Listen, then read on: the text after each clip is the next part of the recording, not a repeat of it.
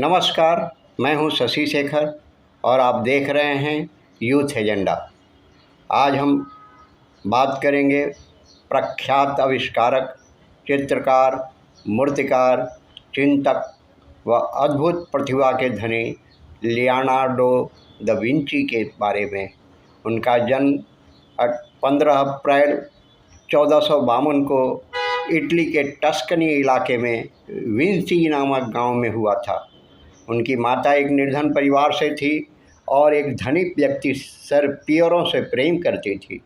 तत्कालीन दहेज कुप्रथा के कारण दोनों का विवाह नहीं हो पाया था। लियोनार्डो के जन्म के बाद सर पियरो का विवाह एक धनवान परिवार की युवती से और लियोनार्डो की माता का विवाह एक गरीब व्यक्ति से हो गया था। बालक लियोनार्डो अपने पिता के घर पर ही पला बढ़ा। उसकी प्रतिभाएं बचपन में ही रंग लाने लगी थी। जब वह अपने चाचा के साथ अपने खेतों में जाता तो हर प्राकृतिक चीज़ जैसे पक्षी, झरना आदि के बारे में सवाल करता था और धीरे धीरे सभी के चित्र बनाने लगा। ज़्यादा से ज़्यादा चित्र बनाने के लिए उसने विधियों और उपकरणों का आविष्कार प्रारंभ किया। 15-16 वर्ष की उम्र में सर पियरो अपने बेटे को फ्लोरेंस ले गए, जहाँ पर उन्होंने प्रख्यात चित्रकार बिरिचियो के स्टूडियो में लियोनार्डो के प्रशिक्षण की व्यवस्था की। प्रशिक्षु लियोनार्डो ने अपनी ऐसी प्रतिभा का प्रदर्शन किया कि गुरु बिरोचियो को चित्रकला से संन्यास लेना पड़ा। फ्लोरेंस में काफ़ी दिन रहने और काम करने के बाद लियोनार्डो ने मिलान की ओर रुख किया, जहां पर लुडविको सोर्जा का राज्य था। लुडविको को एक ऐसे व्यक्ति की तलाश थी जो उसके लिए युद्ध संबंधी आविष्कार कर सके। लियोनार्डो ने उसके लिए अनेक हथियार व विधियां जैसे मजबूत पुल, पत्थर फेंकने वाली मशीनें आदि तैयार की। लियोनार्डो समय से बहुत आगे थे। वे जितना सोच लेते थे तत्कालीन समाज उस हद तक न सोच सकता था और न ही उनके बनाए चित्रों व स्केचों के आधार पर निर्माण कर सकता। अतः लियोनार्डो के ज़्यादातर आविष्कार या तो स्केचों तक सीमित रह गए या वे मॉडलों के रूप में ही रहे और बाद में नष्ट हो गए। लियोनार्डो अपने हर विचार, हर प्रयोग, हर विधि को अपने नोटबुक में लिखते थे।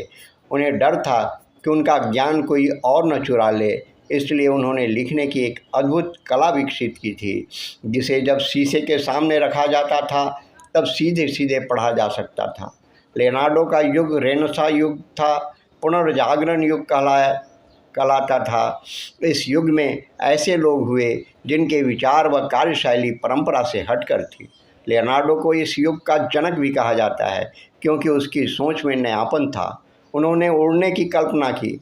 इसके लिए उन्होंने पक्षियों के शरीर की चीर फाड़ भी की और यह जानने का प्रयास किया कि आखिर ये पक्षी उड़ते कैसे हैं। वे हर घटना या हर गतिविधि के समय नए ढंग से सोचते थे। एक बार छत को पेंट करते समय उन्होंने आर्किमिडीज के स्क्रू को उल्टा करके इसके सिद्धांत के आधार पर उड़ने की कल्पना कर डाली। उन्हें लगा कि यदि इस स्क्रू के माध्यम से हवा ऊपर की ओर फेंकी जाए तो अवश्य व्यक्ति ऊपर उठता चला जाएगा। उनकी उड़ने की कल्पना बहुआयामी थी और उसके लिए उन्होंने अनेक प्रकार के प्रयास किए। हवाई जहाज़ का मॉडल आर्किमिडीज स्क्रू के आधार पर तैयार किया। उन्होंने पैराशूट का मॉडल तैयार किया। हेलीकॉप्टर की भी उन्होंने डिज़ाइन तैयार की। हालांकि वे अपने डिज़ाइनों को मूर्त रूप नहीं दे सके और दे भी नहीं सकते थे, क्योंकि प्रौद्योगिकी उन्नत नहीं थी। उनके चित्रों से आभास होता है कि उनकी कल्पना किस कदर उन्नत थी। यह माना जाता है कि अपने उड़ने वाले मशीन में उन्होंने अपने स्वामी राजा लुडविको सोर्जा को उड़ाया भी था, जिसमें उनकी टांग टूट गई थी।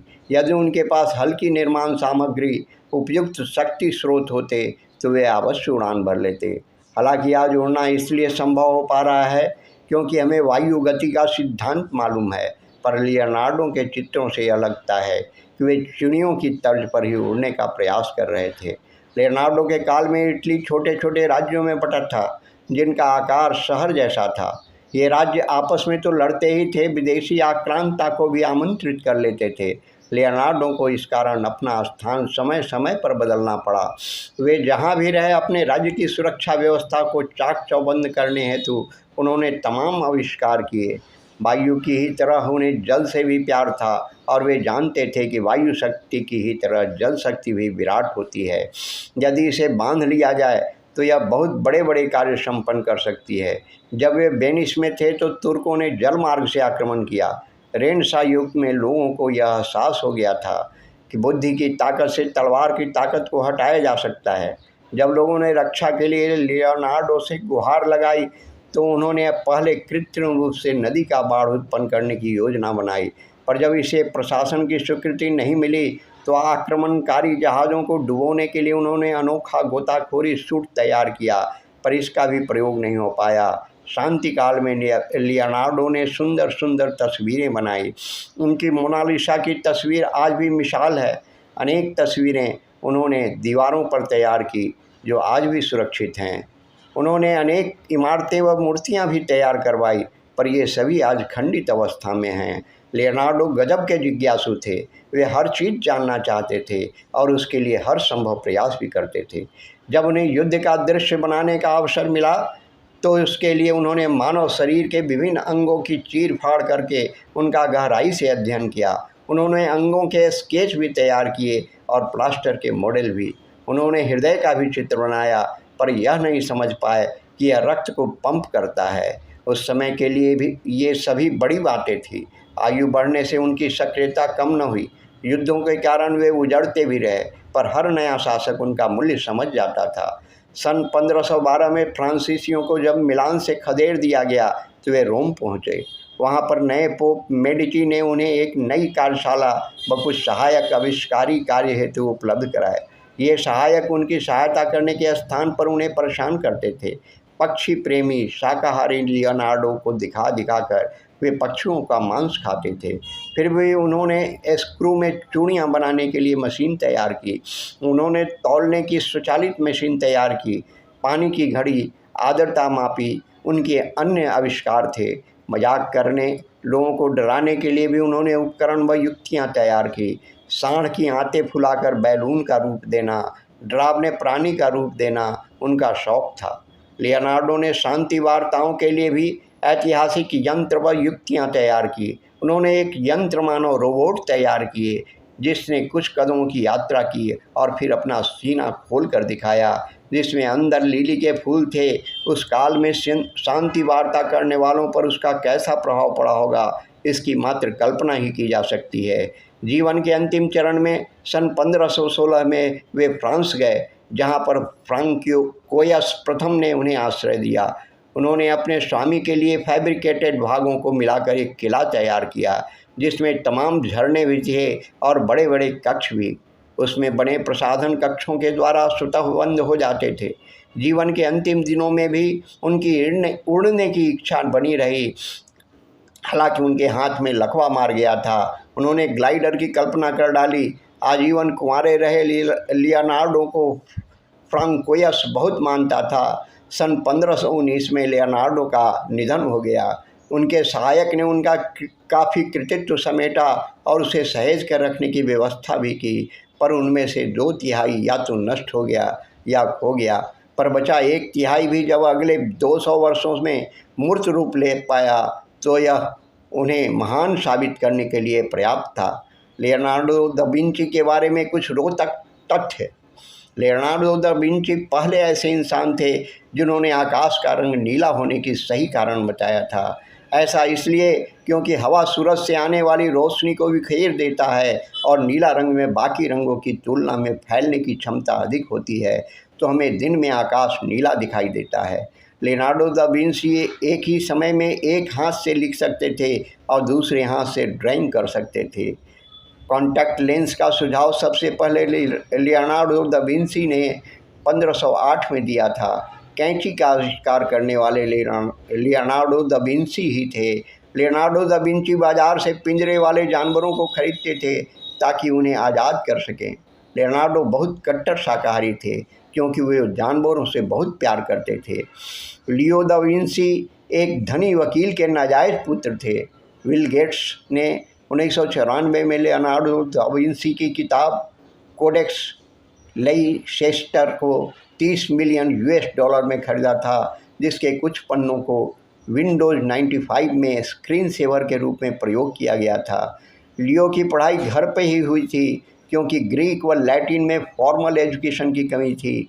लियोनार्डो दा विंसी बहुत आसानी से शब्दों को उल्टे क्रम में लिख लेते थे, जैसा हमें शीशे में लिखा हुआ दिखाई देता है।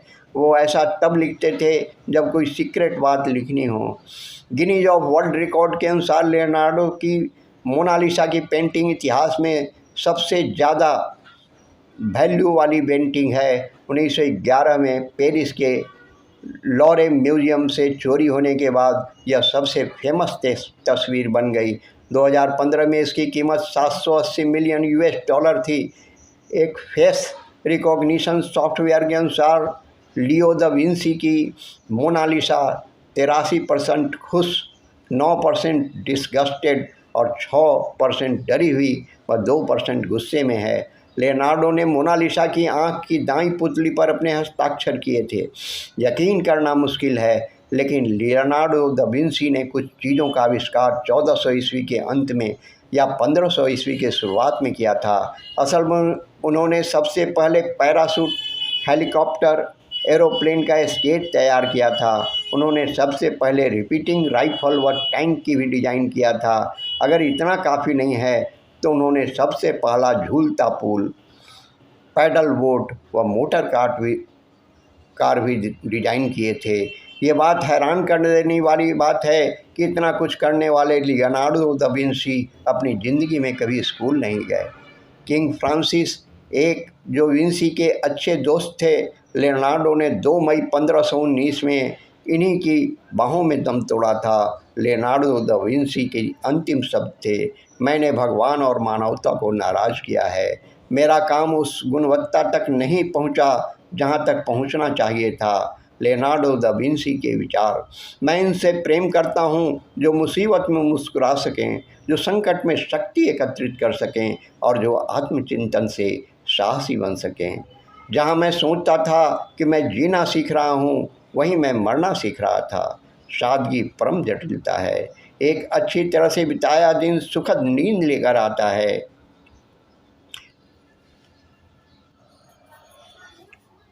आज 15 अप्रैल है। आइए हम उस महान युग द्रष्टा, मूर्तिकार, चित्रकार, वैज्ञानिक लियोनार्डो दा विंसी को नमन करते हैं, जिनका आज जन्मदिन है। नमस्कार।